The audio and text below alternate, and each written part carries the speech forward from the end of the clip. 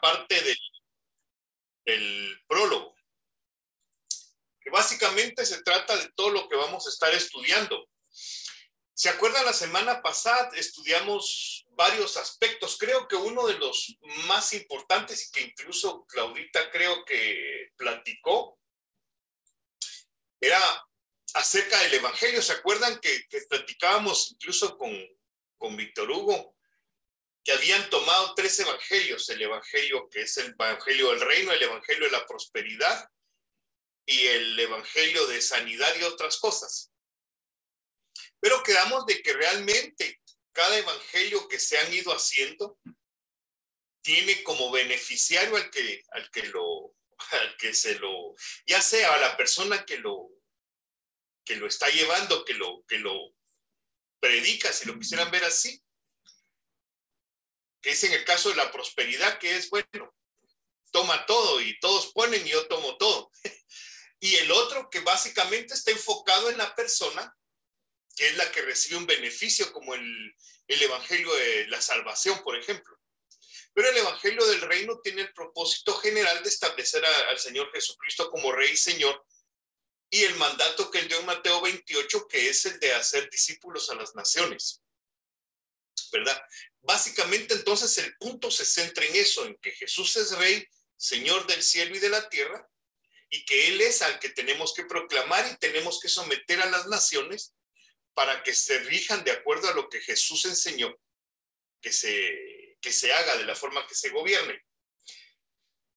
Siguiendo con esa misma idea, también se presenta el punto de que el propósito para el cual Dios creó al hombre fue para sojuzgar la tierra y para velar por su creación. ¿Se acuerdan que cuando en Génesis se presenta antes de que el hombre fuera creado, dice que no llovía ni nada, sino que todo estaba en semilla y era un vapor el que la mantenía, porque no había hombre que trabajara la tierra? Y entonces Dios puso al hombre para que protegiera la tierra. De esa forma, tenemos que ver que Dios le delegó al hombre la autoridad para ser señor de la creación y poderla administrar.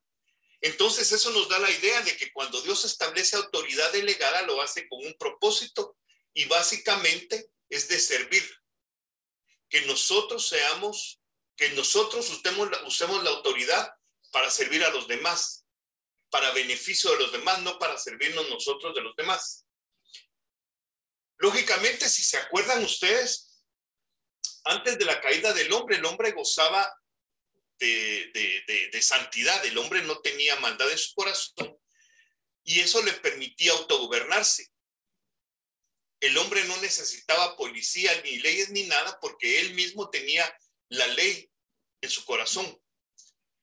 Y al haberse entonces, si hubiera seguido la misma tónica del hombre mantenerse santo, mantenerse limpio, al haberse multiplicado los hombres, pues hubieran tenido a poner sus diferentes dones para poder gobernar la tierra de una mejor forma. Dentro de lo que estamos viendo ahora, dentro del desarrollo del hombre en nuestros días, la naturaleza caída del hombre pues siempre tiene tiene rechazo hacia la ley, a todo lo que le restringe lo que se llama su libertad. Entonces la idea ahora, entre los principios que hemos aprendido, aprendimos el principio que es de la mayordomía, el hecho de que el hombre es el que cuida la creación de Dios, y entonces todos los principios que Dios nos da funcionan por una parte desde la unidad, es decir, desde el hombre, adentro del hombre, y cómo de esa forma después se puede llevar hacia la pluralidad. Los principios que Dios enseña y que nos da van de adentro hacia afuera. Y como les decía al principio, para que todas las cosas que Dios nos dio funcionen correctamente, solo hay una condición real, y fue la misma que Dios le dio al hombre cuando lo creó. De todo árbol puedes comer, excepto del árbol de la ciencia del bien y del mal, porque el día que de él comas, ciertamente morirás. Y el punto era que el hombre no tiene derecho, no ha tenido derecho ni lo tendrá de definir por él mismo lo que es bueno y lo que es malo, porque si Dios dice que una cosa es buena o mala y el hombre dice lo contrario, hay enemistad. Y la idea es esa. Ahora bien, dentro de lo que significaba el asunto de la ley, que es lo que vamos a estar viendo más adelante también, y que se acuerdan que fue lo que platicamos la semana pasada, que cuando se están dando los principios, lo que estamos estudiando en la exposición del misterio escondido, hay mucha gente que lo va a aceptar y lo va a tomar y gente que lo va a rechazar. Pero una cosa que decíamos es que tenemos que tener claro que nosotros no estamos, o que la humanidad no está en general buscando si acepta o no acepta las cosas, o para quedar bien o rechazar las cosas.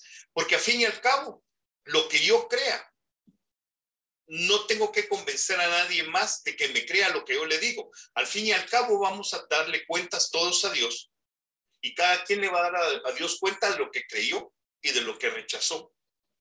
Entonces, por eso siempre he dicho yo, dentro de un mensaje que uno da, no debe jamás atacar, porque la misma palabra que nosotros enseñamos, que nosotros creemos que es buena, es la misma que los va a juzgar.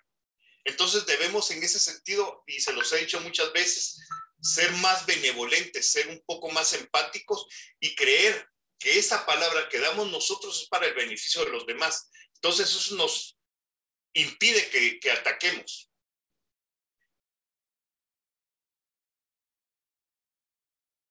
Dentro de lo que vimos en la caída del hombre, si recuerdan, solamente Adán pecó, y desde ahí la situación comenzó a verse de otra forma. Estando ellos en el paraíso, en un lugar ideal, empezaron a ver, por ejemplo, considerarse que estaban desnudos, y empezaron a ver las cosas de otra forma, sin que nada cambiara. Lo único que había cambiado era la forma en que los hombres percibían las cosas. Y entonces empezamos a ver que el hombre empezó a ir de mal en peor. Imagínense ustedes, ahora, por ejemplo, le echan la culpa que los videojuegos y que la televisión y todas esas cosas hacen que los muchachos sean malos y asesinos y no sé qué más cosas. Pero si se dan cuenta, en el asunto de Caín y Abel no había ninguna otra influencia más que la envidia y el egoísmo que el hombre ya tenía en su corazón. Entonces ese mismo egoísmo hizo que uno, en lugar de arrepentirse y ver por qué la ofrenda de Abel estaba siendo aceptada y la de Caín no, en lugar de humillarse y buscar el motivo, simplemente decidió acabar con el problema, y la solución para él fue matar a su hermano. Y eso empezó a darse, si se acuerdan, cada vez en un grado más difícil. Les platicaba, yo creo que la semana pasada fue que platicaba el punto de que hubo un hombre, yo no me acuerdo si el nombre era Malek, pero era algo así raro el nombre, que dice que si Caín iba a ser vengado 7 veces, él iba a ser 70 veces 7, castigado el que le hiciera daño, y que por un golpe iba a matar a un joven. Imagínense ustedes hasta dónde había llegado la arrogancia de ese tipo. Y entonces, todas esas cosas, dice, se empiezan a reproducir. Y entonces el proceso de fructificar y multiplicarse se cortó con el diluvio, y se volvió a hacer un nuevo pacto con Noé. Esa es otra cosa. Y entonces ya cuando se volvió a hacer la parte de Noé,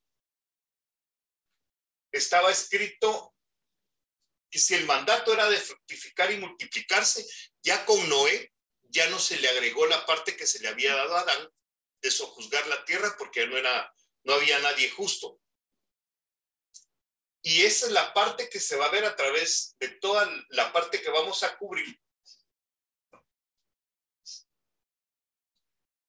La forma en que a través de la predicación de la enseñanza del misterio escondido es que vamos a ver qué es lo que Dios espera, y que al final de cuentas lo que Dios espera es que en la tierra haya paz y que todos podamos disfrutar de la presencia de Él, pero definitivamente lo vamos a hacer a través de la obediencia a su ley.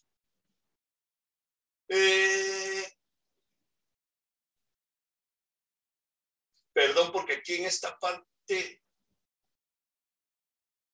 no sé si hasta aquí estamos claros, hermanos. La verdad es que por eso me gusta poner imágenes, porque es más fácil poder seguir y que todos estemos en una misma sintonía.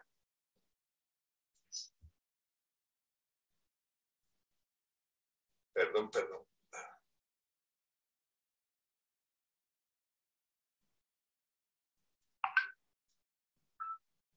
Bueno, luego de eso se habla un poco acerca del misterio escondido. ¿Se acuerdan una cosa que platicamos la semana pasada?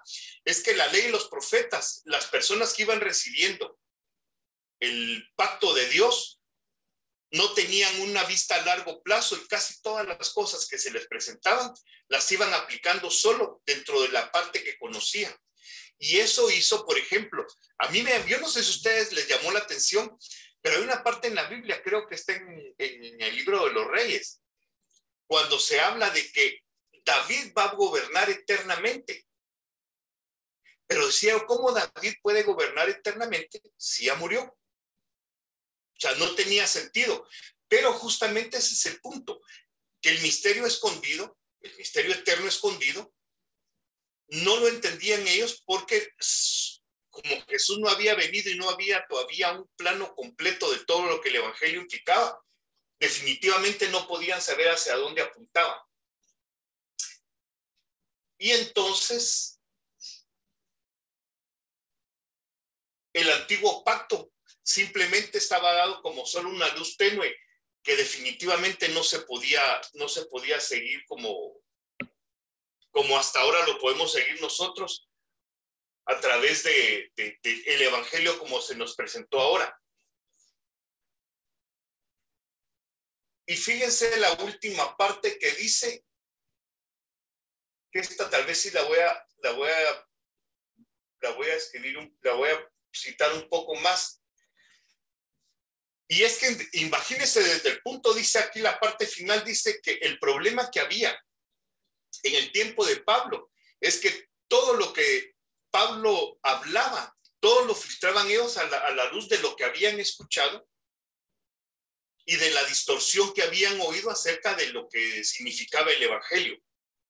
Y entonces en lugar, dice, de que pudieran abrir su mente y empezar a razonar las escrituras como habían sido dadas por Jesús, prefirieron aferrarse a todo lo que ellos ya habían recibido. Y ya no lograron entender, dice acá, que los eventos, las personas y las palabras que se habían mencionado en el Antiguo Testamento habían sido distorsionadas y ya no se podían disipar, dice, las tinieblas. Porque no se contaba, dice, ahora con la luz que tenemos. Y la idea del libro en este caso, lastimosamente el tema del prólogo es muy general. Pero vamos a presentar en este caso los planes de Dios, cómo se van a ir estableciendo, cómo Dios fue mandando su pacto y haciendo un pacto temporal con los hombres, pero que estaba relacionado con el plan eterno de Dios a través del Señor Jesucristo. Fíjese que básicamente el prólogo es ese. Lastimosamente, como les digo, no lo pude preparar, que no me tocaba a mí, pero esa es básicamente la idea.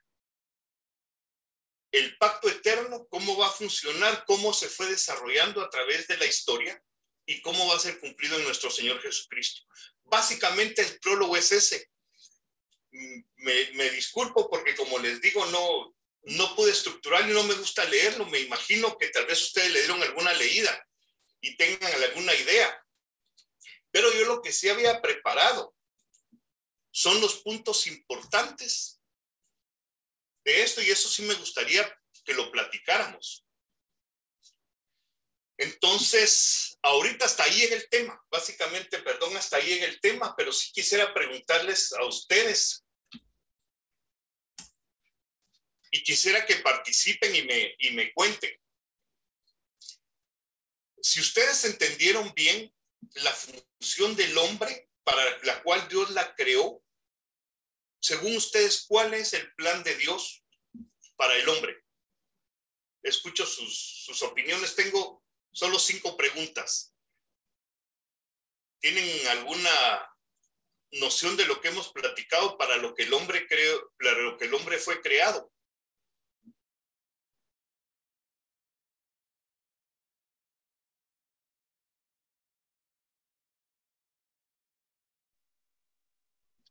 Por dedo. Ajá. A ver, hacer el marín de las pantallas, a ver quién le toca. Yo creo que en realidad, desde que cuando empezamos a leer en el Génesis, vemos que Dios crió todo y luego puso al hombre. Y entonces había esa situación de que Dios había preparado un lugar muy, muy especial. La Biblia dice que a Dios le encantaba bajar y hablar con el hombre, tener esa comunicación con él abierta. Ojalá y la Biblia nos hubiera dejado escrito cuáles eran los temas que abordaban, pero ha de haber sido súper interesante, el creador y su criatura, algo muy, muy hermoso. Entonces, definitivamente creo que Dios creó al hombre para eso, para tener esa comunión con él estrecha, de creador a criatura, pero para que no estuviera Adán sin hacer nada, pues definitivamente pues le proveyó de todo ese contorno, ese paraíso, ese Edén que ha de haber sido hermosísimo, y le dio trabajo. Por ejemplo, ponerle nombre a los animales, trabajar la tierra, en fin, se mantenía ocupado. Yo creo que entonces el fin primordial es esa comunión que Dios quería tener con su criatura. Y es que fíjense ustedes que la parte que confronta mucho, y me pareció interesante ese primer enfoque, porque regularmente, yo no sé si han oído ustedes, había un canto muy bonito que cantábamos en Verbo, que decía, hemos sido creados para la alabanza de su gloria, hemos sido creados para alabanza de su nombre, algo así. Pero la idea siempre era que íbamos a estar alabándole eternamente, o sea que el punto general era que habíamos sido creados para cantar eternamente. Pero viendo esa parte de lo que se está platicando, de el que Dios hizo al hombre para trabajar la tierra, por una parte lo que decías, y la segunda era para que fuera Señor de la creación, uno debe pensar y no olvidar jamás que si fuimos creados a la imagen y semejanza de Dios, es porque realmente lo representamos en la tierra. Si el hombre no hubiera caído y no hubiera empezado a hacer tanta tontera por el pecado, hubiera podido seguirse desarrollando y ser Señor de la tierra. Tendríamos una tierra muy bonita como la que tenemos, pero en orden, no habría enfermedad. Y eso platicábamos con mi mujer la vez pasada, hace unos días. Yo le digo, la tierra es lo suficientemente hermosa, lo suficientemente bien organizada, que lo único malo, primero es la mala hierba y todo eso, que a veces cuesta que la planta, que el fruto salga. Pero realmente, hablan de sobrepoblación y un montón de tonteras, pero la tierra está dada, está hecha para que prospere, para que dé fruto. Y el hombre estaba capacitado y con su bendición de poder hacer que la tierra produjera bastante. Entonces la idea de Dios ha sido siempre que el hombre trabaje la tierra, la haga producir y que señoree sobre las bestias de la tierra y sobre las aves. Entonces hacia eso tiene que apuntar.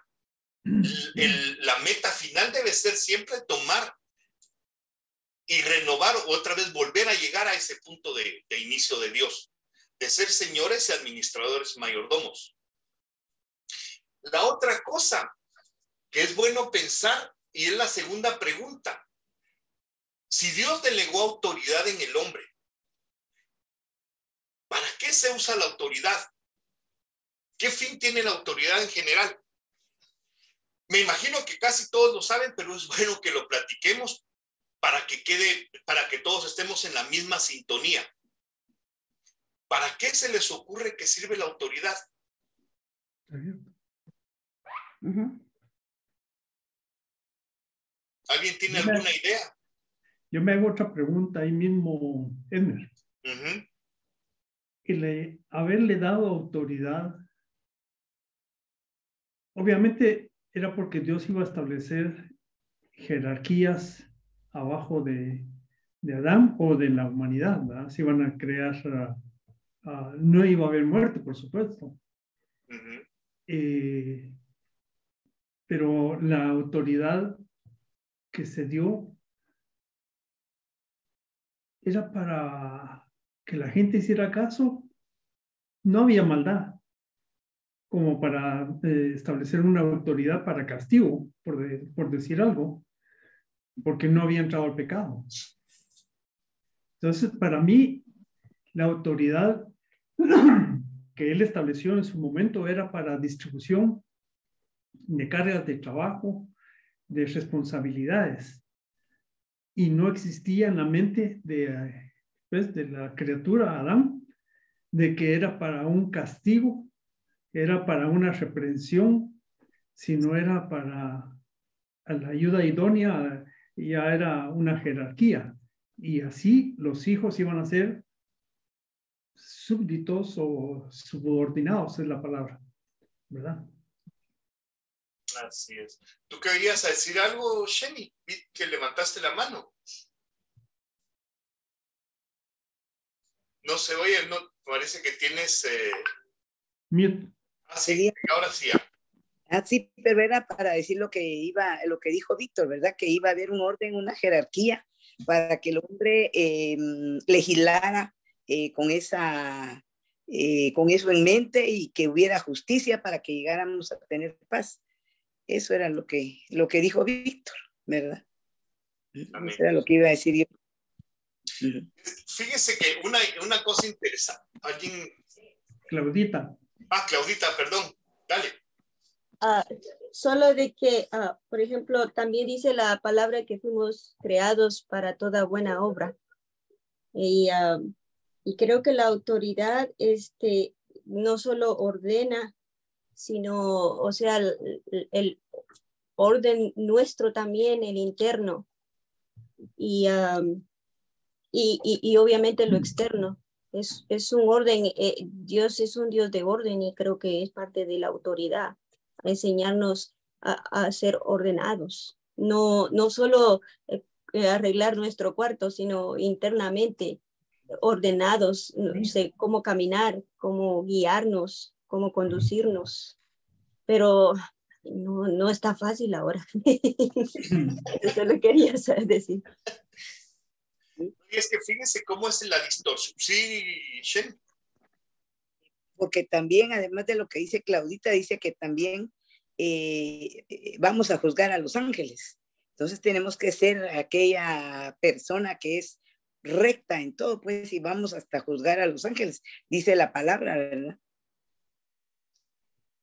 Sí. ¿Solo? No, y es que fíjense que uno de los formas en que se ha desvirtuado la autoridad es que, si se dan cuenta, los gobiernos ejercen la autoridad para una cosa, para desplumar al pueblo, para quitarle al pueblo y poner leyes injustas que lo que hagan era quitarle la mayor cantidad de dinero posible. Y si el pueblo pues dice que no, lo toman como rebelde, pues y hasta la vida le puede costar. Sí. Pero si se dan cuenta, Jesús, cuando habla de la autoridad, dice que los reyes se enseñorean de las personas. Pero entre ustedes no va a ser así, dice, sino que el que sea entre ustedes el mayor, sea el que sirva. La idea justamente es esa, que uno la autoridad la use para servir, que el que saque beneficio de la autoridad sea el que está bajo autoridad, no el que está sobre autoridad. Y de eso se trata. Fíjese que es una de las cosas que todos hemos vivido, me imagino, yo no creo que sea el único. Siempre el que esté en autoridad trata de sacar el mayor beneficio posible al cargo. Rara la persona que utiliza la autoridad para mantener un equipo equilibrado y desarrollado. Rarísima vez. Incluso en el hogar se ve, y por eso es que es tan importante que uno tenga bien claro lo que es la autoridad, porque regularmente todas las autoridades delegadas tienen un límite. Ninguna autoridad delegada por Dios es ilimitada. Imagínense, la autoridad más fuerte que existe es la de los padres, porque cualquier autoridad uno la elige, pero al padre y a la madre uno no los elige. Esos sí son dados por Dios. Entonces, si siendo esa la autoridad más fuerte que Dios ha dado, tiene límite, ¿cuánto más las demás? Y una vez ponía el ejemplo a alguien, porque una vez alguien dijo una situación que me pareció a mí fuera de lugar. Él decía, es que si yo les digo a mis hijos que hagan esto, pues lo tienen que hacer, hablando de cosas ilegales. Le dije, yo no. No puede, que yo le diga a mis hijos, miren, chaval, cuando eran pequeños van a pedir limosna y el dinero me lo traen. Eso no es justo, no es correcto, ¿verdad? Entonces, todas las autoridades son limitadas por una parte, incluyendo, como les digo yo, la de los padres, que es la más fuerte, tan fuerte que si un hijo maldice a un padre, según Dios es digno de muerte. Pero aún esa autoridad tiene límites y que debe estar enfocada a que sirva a los demás. Si una autoridad no sirve a los que están bajo autoridad, no es una autoridad legítima. Y si se sale de sus límites, no es un derecho, es una obligación derrocarla. Esas son cosas que la gente tiende a tergiversar porque dicen y sacan toda autoridad establecida por Dios, y el que se resiste a la autoridad, a lo establecido por Dios, resiste y acarrea para sí condenación. Y utilizando esa parte de ignorancia es que hace que la gente se convierta en presa fácil para los tiranos. No sé si queda claro eso. ¿Tú tenías algo, Celia? A ver. Gracias. Escuchándolos a todos, dice, ¿para qué fue creada la autoridad? Yo pienso que en el principio la autoridad fue dada para sojuzgar la tierra, pero a consecuencia del pecado, entonces ya vino a ser creada o establecida para juzgarnos a nosotros mismos, porque la palabra dice que si nos juzgásemos a nosotros mismos no tendríamos necesidad de juez. Que básicamente cae en el punto que es el tercero, pero hay una mano ahí, familia Castañeda. Sí, gracias, Edmer. Sí, yo creo que también lo que tenemos que recordar es que cuando Dios le dio esa autoridad al hombre, era de acuerdo al plan que él tenía, de que el hombre sojuzgara todo dentro de esa perfección que había sido creada. El problema es que esa autoridad se tergiversa con el pecado.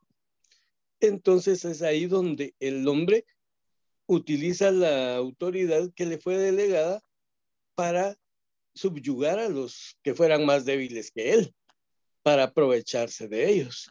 Entonces, en este momento, con esa situación que el pecado nos cambió el asunto, es difícil tener o activar esa autoridad como Dios la quiere, de que seamos los que servimos, porque en el momento en que empezamos a servir a los demás, tratando de mostrar esa autoridad, viene el problema de que los demás entonces nos subyugan a nosotros, como se dice coloquialmente, se montan sobre nosotros, así rapidito. Entonces, para poder mantener el orden es necesario ser de esa forma autoritaria. Y entonces lo que sí es que hay que poner un balance entre autoritario y llevar de la mano el beneficio hacia los demás, pero sin soltar esa situación de autoridad como se conoce, porque si no, entonces también se rompe y no funciona. Hasta que venga el Señor y establezca su reino, entonces vamos a poder gozar de esa autoridad que fue diseñada por Él, para que todos nos sirvamos unos a otros y así haya una armonía bien especial. Así es. Sí, que básicamente ese es el punto de disciplinar a las naciones, de hacer que la autoridad sea una autoridad de acuerdo a lo que Dios diseñó, no en base a lo que los hombres quieren hacer. Bienvenido, Capi. Fíjense, otra parte, y es la que mencionabas, haciendo alusión a eso, era lo que platicábamos acerca de la parte del autogobierno y la interdependencia. Porque el autogobierno básicamente lo que hace es que yo, como individuo, haga lo correcto, que como decía vos, no necesito una autoridad, un policía que me esté vigilando para que haga lo que tengo que hacer. Y era lo que platicábamos más de alguna vez con algunos compañeros. Ahorita que estamos en teletrabajo, estamos solo enfrente de una computadora, uno olímpicamente podría no hacer nada. Y hay mucha gente que lo hace. Pero en el caso mío, digo yo, si mi señor es mi patrón, no me voy a hacer el tonto y aunque nadie me mire, estoy trabajando. Porque es parte de lo que se espera. Y el autogobierno, eso es lo que busca. Que no se necesiten medidas externas para que yo sepa qué tengo que hacer. Y como decía Carlos, me gustó esa analogía que él hizo. Dice, si yo voy a las 3 de la mañana en la carretera y el semáforo se pone en rojo, yo paro. Aunque no vengan carros. Porque si el semáforo está en rojo, tengo que parar. Punto. Y esa es parte del autogobierno. Porque la interdependencia, como decías hace un momentito, la interdependencia funciona bien cuando todos los que la utilizan gozan de autogobierno. Porque así yo sé qué me toca hacer dentro de mi equipo y a los demás también. Y si todos hacemos responsablemente las cosas, todo queda bien hecho. Y entonces avanzamos. ¿Verdad? El principio que dijimos de mayordomía al principio, que era básicamente eso, que todo comienza de lo interno al externo, de lo individual a lo plural, básicamente se entrelaza con el autogobierno. El principio que la mayordomía nos dice es, hagamos bien las cosas y poco a poco vayamos enseñándole a los demás para que los demás también sean de beneficio. No sé si hasta ahí vamos bien. Si no, pongo el último punto, y es con el que cerré la primera parte, que lo subrayé, por eso lo mencioné. Y es que decía que para que todo lo que hacemos funcione correctamente, lo único que necesitamos es no decidir nosotros lo que es bueno y lo que es malo. Porque miren, siempre el peligro existe. Cuando la Biblia dice hay caminos que al hombre le parecen rectos, pero su final es camino de muerte, quiere decir que el hombre puede tener las mejores intenciones, puede estar caminando sobre el camino que él considera recto, pero al final, cuando alcance el objetivo, se va a dar cuenta que fue para su propia destrucción.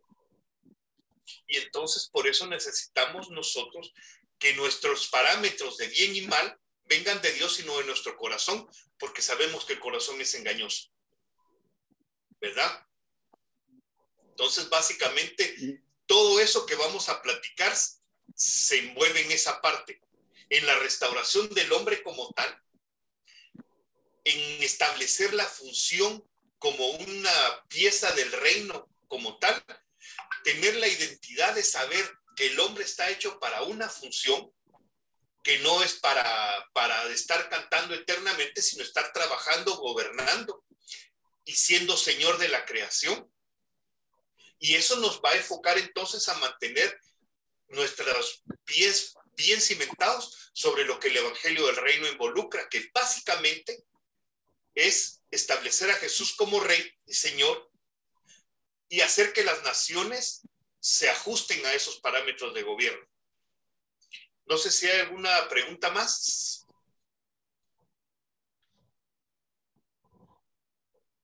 Edmer.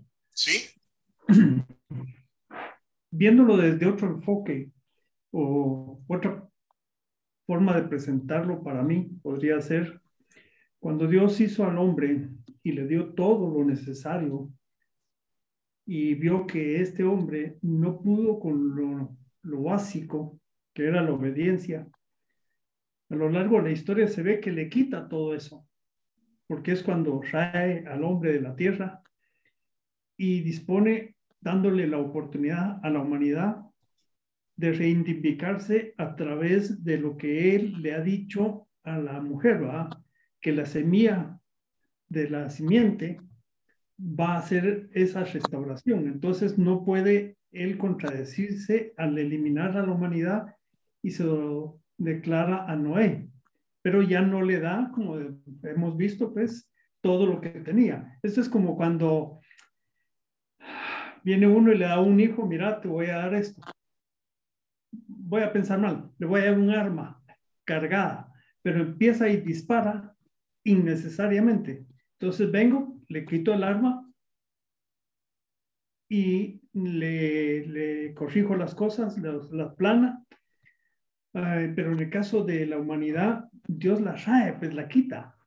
Y solo a través de Noé restaura la comisión, ¿verdad? De reproducir, no de sojuzgar como lo hemos visto, pero sí de reproducir, de labrar, de trabajar la tierra.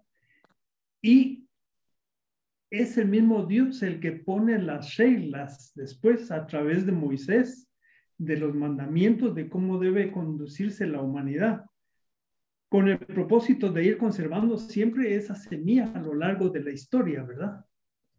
Así lo veo yo. Y es correcto. Es correcto porque fíjate que Adán era inocente cuando fue creado y por eso tenía la capacidad de sojuzgar, porque la relación con Dios era íntima. Pero cuando murió espiritualmente, ya su mente y su corazón eran los que gobernaban. Incluso si se dan cuenta en Noé, hubieron cosas que no hizo correctamente, a pesar de que era un buen hombre. ¿Verdad? Después se ven en Sem, Cam y Jafet que un hijo andaba medio, de los tres andaba medio desubicado. Imagínense, y están hablando de un nuevo inicio, si lo quisieran ver así. Y en poco tiempo la humanidad volvió a hacer lo malo. Exacto. Pero la idea es esa. La idea es como decís vos bien, al final de la jornada es que el hombre vuelva a tener el derecho, si lo quisieran ver así, de sojuzgar porque su mente ya ha sido renovada.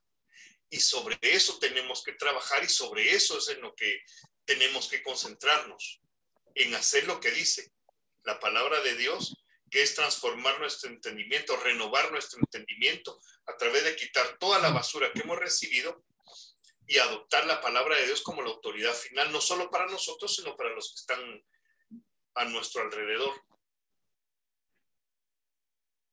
Entonces, no sé si hay algo más, hermanos. Si hay algún comentario más.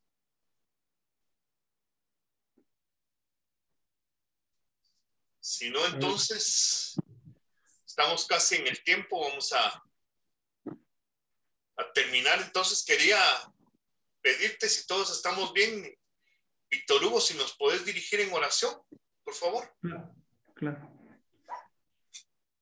Amado Padre, como siempre te damos gracias por esta oportunidad de los viernes de escuchar tu palabra, de conocer tus planes a perfección,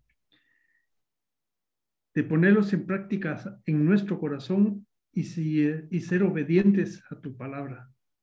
Te damos gracias por todos y cada uno de los que estuvimos hoy. Bendice a los que no han podido estar. Ponemos en tus manos a los que han estado un poquito enfermos.